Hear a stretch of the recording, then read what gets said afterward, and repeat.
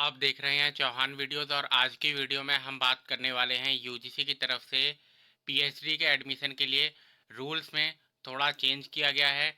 उसके ऊपर आज की वीडियो में हम इस वीडियो में बात करेंगे, तो आप इस वीडियो को पूरा ज़रूर देखें। अगर आपने अभी तक चैनल को सब्सक्राइब नहीं किया है तो चैनल को सब्सक्राइब भी ज़रूर कीजिए। वीडियो की शुरुआत से पहले आप इस इम्पॉर्टेंट अपडेट को भी ज़रूर देखें। अनअकैडमी में एसएससी एग्ज़ाम्स की अगर आप तैयारी कर रहे हैं तो एसएससी एग्ज़ाम का जो कोर्स है उसका सब्सक्रिप्शन की फ़ीस बढ़ने वाली है। तो इसलिए आप तुरंत ही पीसी 2021 कोड, जो कि आपको यहाँ पर रेड से दिखा हुआ आ रहा है, पीसी 2021 कोड का आप इस्तेमाल कीजिए और तुरंत अनअकैडमी का प्लस सब्सक्रिप्शन ले लीजिए। अनअकैडमी का सब्सक्रिप्शन ले लीजिए। आपको पीसी 2021 कोड का इस्तेमाल करेंगे तो आपको 10% डिस्काउंट भी दिया जाता है। इसका लिंक आपको डिस्क्रिप्शन बॉक्स में मिल जाएगा। तो प्राइस हाइक होने से पहले, यानी कि प्राइस बढ़ने से पहले, आप अनअकैडमी का सब्सक्रिप्शन ले लीजिए पीसी 2021 कोड का इस्तेमाल करते हुए। Price hike on all SSC exam subscription plans, यानी कि सभी एसएससी के जो एग्जाम्स हैं उनकी सब्सक्रिप्शन पर प्राइस हाइक होने वाला है, प्राइस बढ़ने वाला है। तो प्राइस बढ़ने से पहले आप पीसी 2021 कोड का इस्तेमाल कीजिए और अनअकैडमी का सब्सक्रिप्शन ले लीजिए।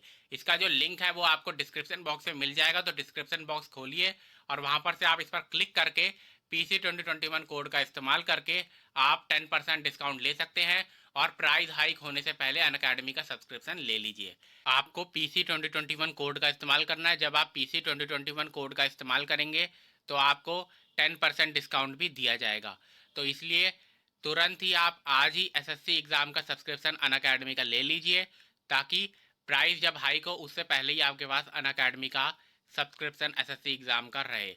तो आप इस न्यूज़ आर्टिकल को देख सकते हैं, UGC revises rule for PhD admission. UGC ने रिवाइज किए रूल अपने पीएचडी एडमिशन के लिए। पीएचडी में जो कॉलेजेस यूनिवर्सिटी एडमिशन लेते हैं उस पर जो रूल है उनके किस हिसाब से उनको एडमिशन लेना है उस पर थोड़ा सा बदलाव किया गया है। 40% सीट्स जो होंगी अब वो एंट्रेंस टेस्ट के जरिए भरी जाएंगी और बाकी जो 60% है वो नेट जेआरएफ के जरिए भरी जाएंगी। नेट जेआरएफ क्या होता है? Junior research fellowship. उसमें क्या क्या सुविधाएं मिलती हैं उसके ऊपर मैंने एक वीडियो सेपरेटली भी बना रखी है, आप चाहे तो उसको भी देख सकते हैं।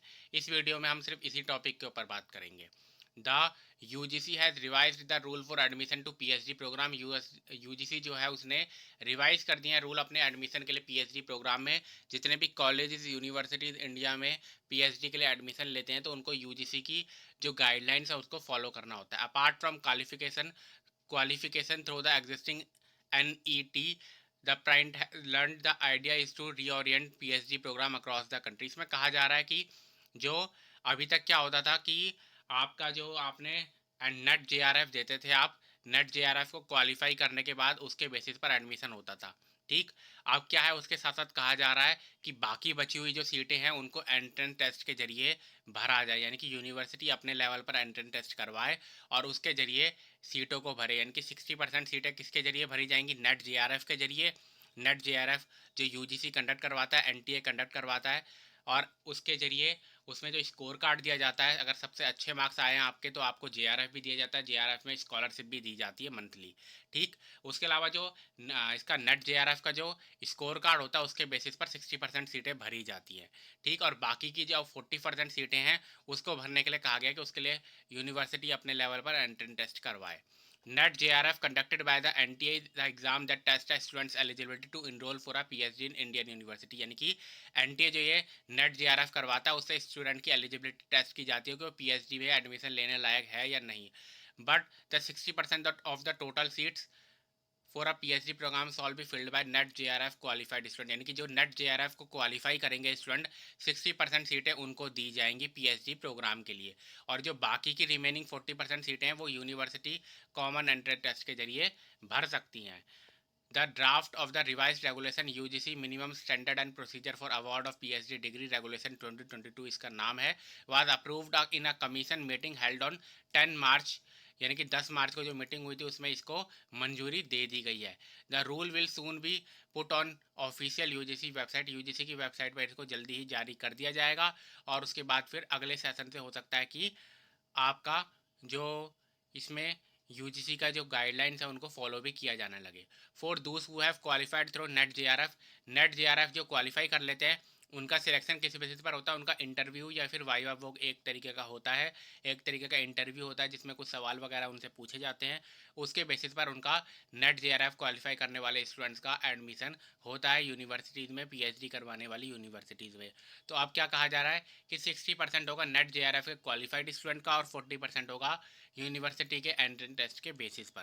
का मतलब है कि अब आपको 60% में अगर यानी कि अगर आप नेट जेआरएफ देते हैं और उसमें अगर आपके अच्छे नंबर नहीं आ पाते, क्वालिफाई नहीं भी कर पाते, तो फिर भी 40% के लिए आप फिर से एंट्रेंस टेस्ट दे सकते हैं। आगे यहाँ पर पढ़ते हैं हम क्या है लिखा हुआ है। 4 candidates who have passed the entrance test.